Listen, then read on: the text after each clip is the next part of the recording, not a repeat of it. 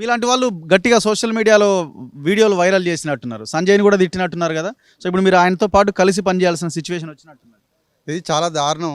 అసలు పార్టీ చేరికలు అనేది అవసరం లేదు. జీవన్ రెడ్డి గారు చెప్పినట్టు కూడా పోచారం శ్రీనివాసరెడ్డి రావడం, వ్యవసాయ శాఖ కమిషనర్ ఇవ్వడం, కాంగ్రెస్ పార్టీ కష్టకాలంలో ఉన్నప్పుడు వెన్నుదన్నుగా ఉండి ఇలాంటి నాయకులకు ఇప్పుడు రేపు ప్రశ్నాధికారం మారింది. 40 సంవత్సరాల సుదీర్ఘ అనుభవం ఉన్న జీవన్ రెడ్డి గారికే ఈరోజు చెప్పకుండా ఇంకో వ్యక్తిని చేర్చుకున్నారంటే రేపు స్థానిక సంస్థల ఎన్నికలు ఉంటాయి. సంజయ్ కుమార్ గారికి ఆయనకు ఒక వర్గం ఉంటుంది, మాకు వర్గం ఉంటుంది.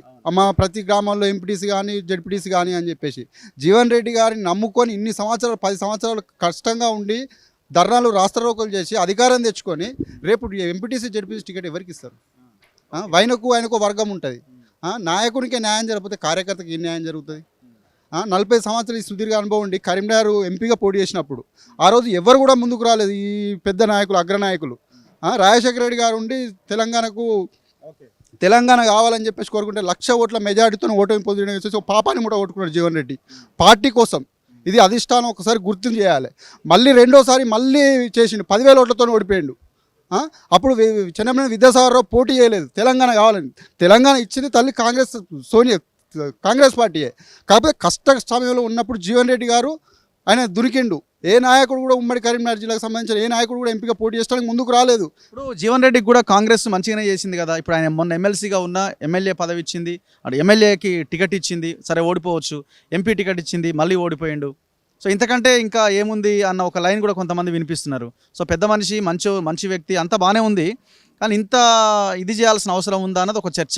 పార్టీ తన దీనికోసమో ఇంకో దానికోసమో వాళ్ళ స్ట్రాటజీలో భాగంగానో పక్క పార్టీ నుంచి ఒక ఎమ్మెల్యేని తెచ్చుకున్నది. సో దీనికి ఎందుకు ఇంత ఇది చేస్తున్నారు? ఇప్పుడు ఇంతమంది కార్యకర్తలు నమ్ముకున్నారు. ఇప్పుడు కార్యకర్తల కోసం ఆయన చేసేది తన రాజకీయ స్వలాభం కోసం. ఇప్పుడు జీవన్ రెడ్డి గారు ఉండి ఏ పార్టీకైనా కూడా ఎవరైనా ఇస్తారు.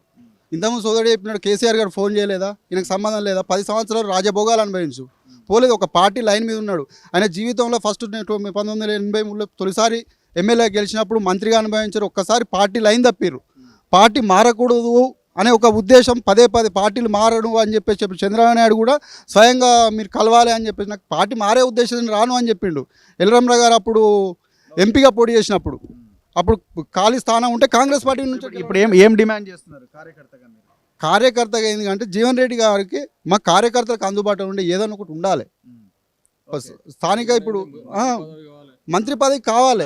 ఇప్పుడు నాయకునికి విలువ లేకుండా ఉంటుంది. ఇప్పుడు కార్పొరేషన్ లాంటి ఏదైనా స్థానిక పోతే ప్రజలకు చేరువయ్యే పోస్ట్ కావాలి. ఇంటింటికి జరిగే విధంగా ఉంటే మా కార్యకర్తలకు వెన్నుదండుగా ఉంటాడు. ఇప్పుడు కార్యకర్తల కోసం మేము రాజీనామా చేయమంటున్నాం, కానీ స్వయంగా జీవన్ రెడ్డి గారు చేస్తున్న రాజీనామా కాదు ఇది. స్వయంగా కార్యకర్తలు మాకు భవిష్యత్తు ఏది, మీకు ఇయ్యరు సారు, మీరు మాకు ఉన్నారు, మాకు ఆదుకుంటారు రేపు ఏదైనా కూడా, కాకపోతే మాకు బాగా భవిష్యత్తు ఏది. సో బిఫోర్ జీవన్ రెడ్డి గారు ఒక స్టేట్మెంట్ ఇచ్చారు కదా, ఇప్పుడు ఈయన సంజయ్ కుమార్ చేరే ముందు ఒక ప్రెస్ మీట్లో, సో ఎవరి అవసరం లేదు, పోచారం శ్రీనివాసరెడ్డి దాన్ని కూడా నేను వ్యతిరేకిస్తున్నా అని చెప్పినారు. ఆ స్టేట్మెంట్ ఏమైనా మీ నాయకుడికి ఇబ్బందిగా మారి ఉంటుందా? పై స్థాయి మిగతా లీడర్లకు ఏమైనా ఇబ్బంది?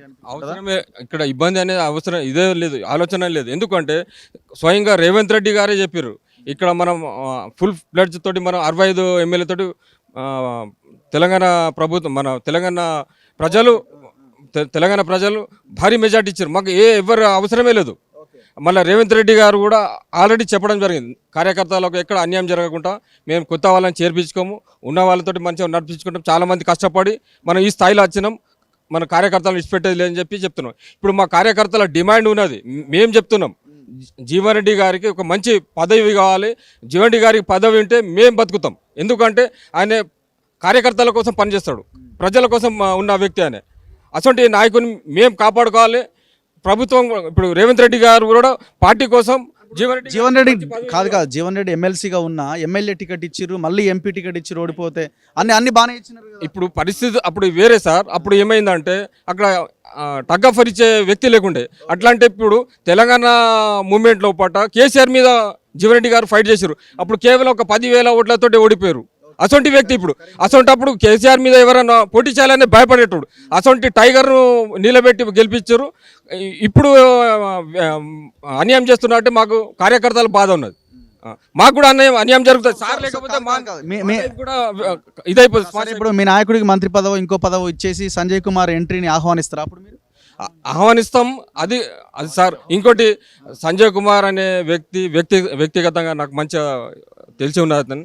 ఆయన కేవలం ఆయన బిజినెస్ కొరకు, ఆయన సొంత లాభం కోసం కార్యకర్తల గురించి ఇప్పుడు చెప్తున్నా. అక్కడ టీఆర్ఎస్ కార్యకర్తలే అతన్ని తిడుతున్నారు. నిన్న మన జెడ్పీ చైర్మన్ గారు ఏం చెప్పారు, దావా వసంత గారు, మాకు చాలా ఇబ్బంది పెట్టారు, ఒత్తి పెట్టారు అని చెప్పారు. అంటే కార్యకర్తలు కూడా అక్కడ అతని మీద విశ్వాసం లేదు.